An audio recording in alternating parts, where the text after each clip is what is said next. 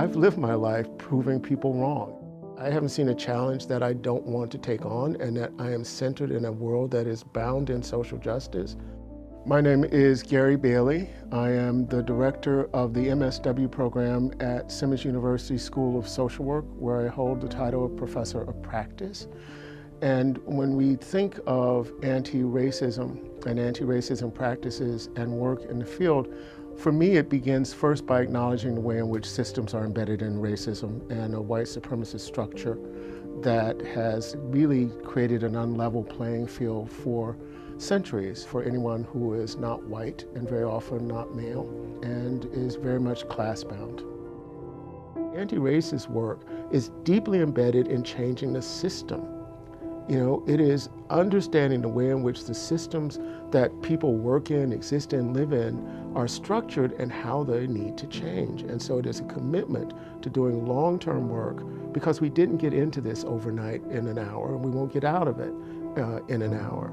I would use examples of healthcare, education, housing, economics, freedom of movement, communities that are over-policed, communities that are under-policed, access to lending, to be able to drive while black, to be able to walk while black, to be able to do all of those things without the omnipresent white gaze that determines where you belong and where you don't belong. Those daily infrastructures that are absolutely decimating and exhausting. Anti-racism work, in order to make change, really does require a commitment to really doing the deep kind of structural work that many organizations and systems are reluctant to do. And so when I'm looking at systems that are saying that they want to be anti-racist, it really starts with figuring out where those systems have been historically racist.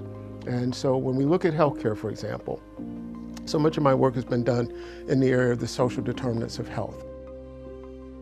We know that racism is a major public health issue. It is part of the contributing factor to poor health outcomes for black and brown people, and that's just no longer being argued. We know, for example, that racism is a factor in maternal deaths with black and brown women as well as infant mortality.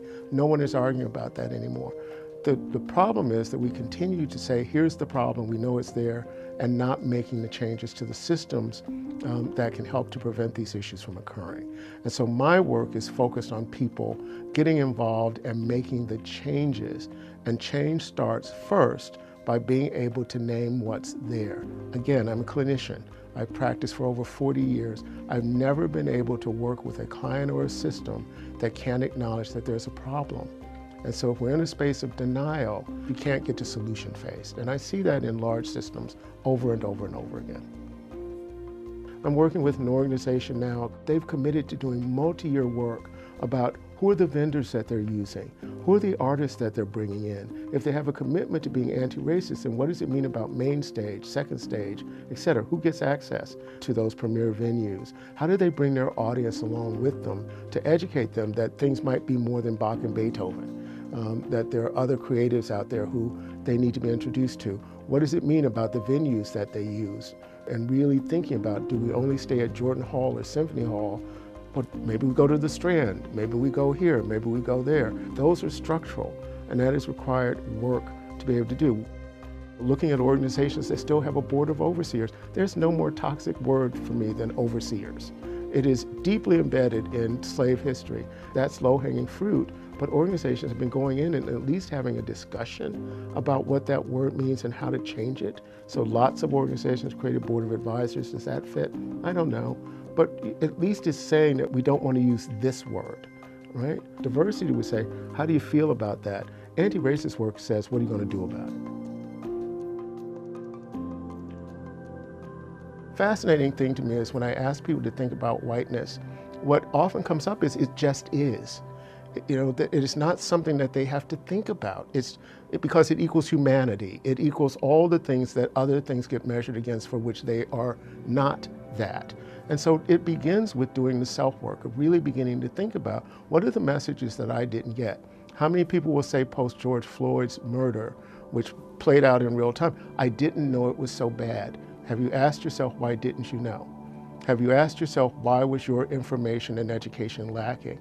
And in this moment where we're watching across the country, legislators and governors wanting to remove anything that speaks to a different life experience in this country, we're watching in real time why you didn't know, because people in power decided that they didn't want anyone else's history to be part of the educational process. So then what do we do about that? Because it's happening in real time. And we can begin from a space that says, I don't know what I need to do, but I know that I need to do something. People tend to be with people like them. If the only way men have conversations about sex is a woman needs to be in the room, then they're not going to happen if a woman's not in the room. And that is not a woman's responsibility, because men perpetuate sexism. Women are the victims of it, so why should they carry the water to fix something they didn't create? So if the only way we have a conversation about race and change is that there has to be a person of color in the room to educate us, I claim that that's BS. The conversation that needs to happen is when there isn't a person of color in the room, and where people interrogate whiteness and what that means to them and how they benefit from that. And it is not a person of color's responsibility to do that work. Post the election of President Obama, there was this flight to health in America, thinking that somehow we were beyond racism. Another colleague of mine refers to race relations in this country as a relapse, that we've relapsed are cyclical. So you make steps forward, things push back, and that there's a small window of opportunity that those of us who do this work know that this won't last long. So that window of people wanting to make change, to do something, was going to be a narrow window. And I think some things changed post George Floyd and pretend that they aren't aware. That's the catalytic moment. We saw the largest protests in this country since the Vietnam War during a pandemic of young people taking to the streets, protesting in ways that we've not seen. It felt, in some ways, it was like the 60s. And it was white kids and allies who were in those streets looking at that moment that frightened people in power, who said, we can't have this, because of 2 or 3 generations of people being woke who understand that this deck has been stacked is something that needs to be controlled. And so the shutting down of DEI or talking about diverse inclusion in schools, talking about LGBT folks in schools, it is intentional to really make sure that there aren't multiple generations that then come together to make change. The way in which it's being gone at and got at is really quite disturbing. The old person's game is that we shut down access to knowledge. It's the new world. You can't shut down access. This attack on TikTok is not accidental. It's not about China. It's about the ways in which information gets shared. It's trying to curtail information, because that is how people are getting their news, and they're getting it first person. None of this is accidental. It's authoritarian, and it's a way to control thought, and it's a way to control ideas. And so I think that we're in a space where there are thousands and thousands of people who know that the world can be better and are going to be able to figure out how to make that work. And so I look at that, and I think that will be the best outcome out of those 4 years, both in terms of the pandemic and the murder of George Floyd. It's not about a holiday. If all we come out with was a Juneteenth holiday countrywide, then it's shame on us. But I do think that where we're coming out is with some people with a greater awareness of needing to make change, and to understand that there's always opportunity for change and progress. We have to have some really powerful discussions around anti-Asian sentiment, anti-Semitism, anti-trans. We've got to have some really deep conversations about what it means to others in this country and globally. And so I just think that those are the ways in which an anti-racist model helps us to move. And I would argue all of those other isms sit on the bedrock globally of racist systems. And I think there's an opportunity to do it. And anti-racist work is really both simple and complex, but I think it really can make substantive change.